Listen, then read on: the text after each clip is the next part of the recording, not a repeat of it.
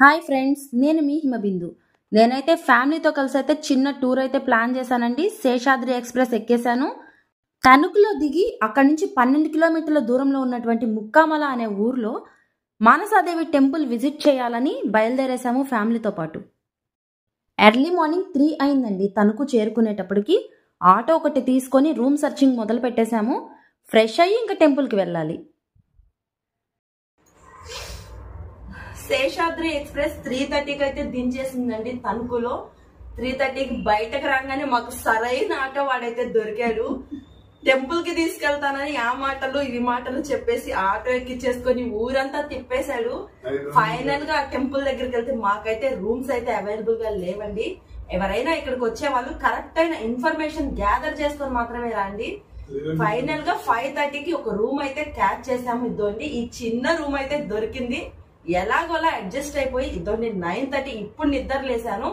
Fresh అయ్యి ఇప్పుడైతే టెంపుల్కి వెళ్ళేదానికి రెడీ అవుతున్నాను. వన్స్ ఏం తెచ్చానో చూద్దాం రండి. ఊటీలో నేను కొన్నానే లిప్ బామ్ అండి. ఇది ఊటీలో కొన్నాను. చాలా అంటే చాలా బాగా వర్క్ చేస్తుందండి. ఇది బీట్రూట్ లిప్ బామ్ ఊటీలో కొన్నాను. ఇది వచ్చి నా ఫేస్ వాష్. ఇది నా స్టిక్కర్ ప్యాకెట్. ఇదైతే మాయిశ్చరైజర్. నేను ఇదే వాడతానండి, పాండ్స్ బ్లూ కలర్. ఇదైతే కోమ్, ఐబ్రో పెన్సిల్,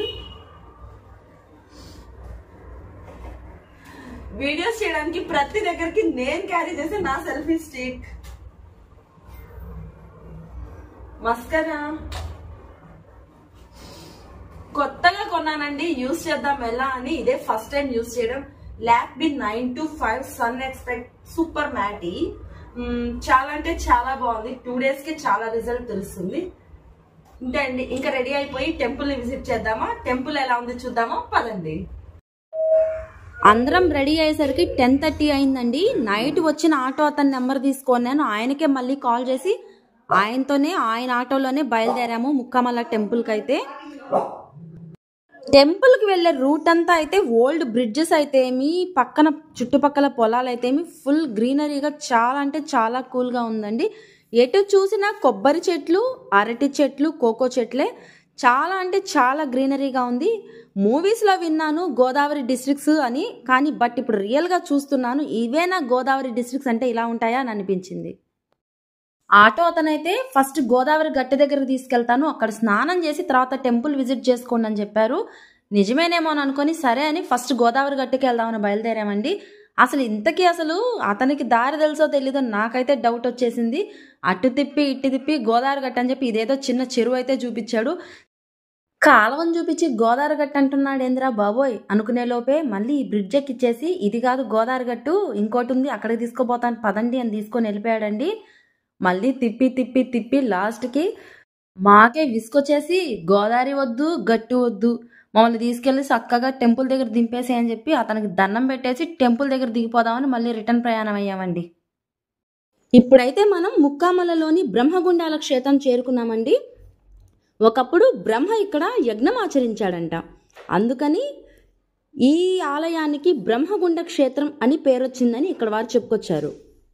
గుడి వెనక భాగంలో కోనేరులో శివయ్య కొలువై ఉన్నారండి. చాలా చూడ చక్కని ప్రదేశంగా అనిపించింది నాకు. ఇంకా ఆలయంలో ప్రవేశించినట్లయితే మొదటిగా ఆశ్వీజ కృష్ణ అష్టమి రోజున ఆవిర్భవించిన శ్రీ దక్షిణ కాళికాదేవిని చూడవచ్చును. తర్వాత చైత్ర శుద్ధ నవమి రోజు ఆవిర్భవించిన శ్రీ తారాదేవి, వైశాఖ శుద్ధ చతుర్దశి రోజున ఆవిర్భవించిన శ్రీ చిన్న మస్తాదేవి,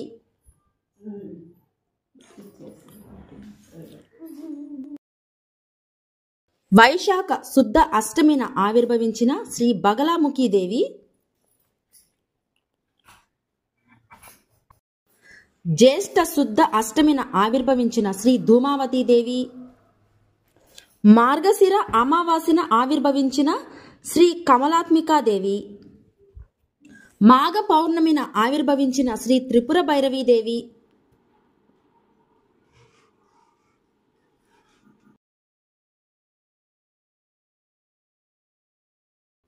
వైశాఖ శుద్ధ తదియన ఆవిర్భవించిన శ్రీ మాతంగీదేవి, భాద్రపద శుద్ధ అష్టమిన ఆవిర్భవించిన శ్రీ భువనేశ్వరీదేవి, మార్గశిర పౌర్ణమిన ఆవిర్భవించిన శ్రీ త్రిపురాదేవి కొలువై ఉన్నారు.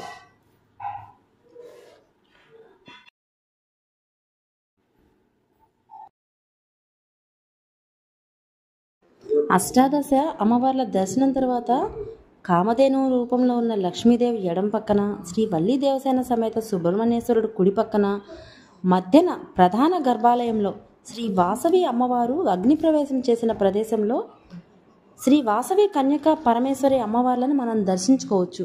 ఈ దర్శనం అనంతరం నా మనసుకి చాలా ఆనందంగా ఆహ్లాదంగా అనిపించింది ఫ్రెండ్స్. మీకు కూడా ఏవైనా సర్పదోషాలు, వృత్తి, విద్య, ఆరోగ్య, వివాహ సంబంధించిన సమస్యలుంటే ఒకసారి విజిట్ చేయండి టెంపుల్ని.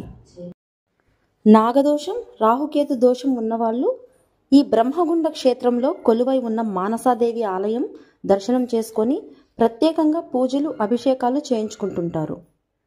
ఇలా చేయించుకోవడం ద్వారా వివాహం కాని వాళ్ళకి వివాహం, సంతానం లేని వారికి సంతానం జరుగుతుందని ఇక్కడ ప్రజల నమ్మకం.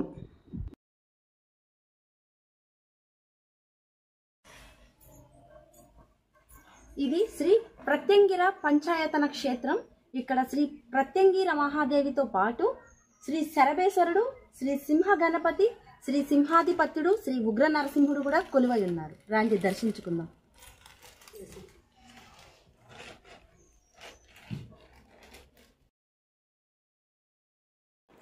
మానసాదేవి టెంపుల్ దర్శనం చేసుకున్నాక రూమ్కి వెళ్ళాము. చెక్అవుట్ చేసేసి స్ట్రైట్గా తణుకు బస్ స్టాప్కి అయితే చేరుకున్నాము. మాకు తిరుపతి బస్సు రెడీగా కనిపించింది. అంతే, ఇంకా బస్ ఎక్కి కూర్చొని వాళ్ళు నితిన్ మూవీ ఒకటి ప్లే చేస్తే ఆ మూవీ చూస్తూ నిద్రలోకి జారుకున్నాను. ఒక స్లీప్ వేసాక ఏమైందో కూడా తెలీదు. మార్నింగ్ డ్రైవర్ వచ్చి శ్రీకాళహస్తిలో దిగే వాళ్ళు ఎవరైనా ఉన్నారా అని కేకలు పెడుతుంటే ఆ కేకలతో మెలకు వచ్చి చూస్తే మార్నింగ్ 7 అయిపోయింది. నేను శ్రీకాళహస్తిలో చేరుకున్నాను. అంతేనండి నా తణుకు టూర్కి వెళ్ళిన ముచ్చట్లు, సంగతులు. మీకు నచ్చితే నా ఛానల్ని లైక్ చేయండి, సబ్స్క్రైబ్ చేయండి. మీ బిందు.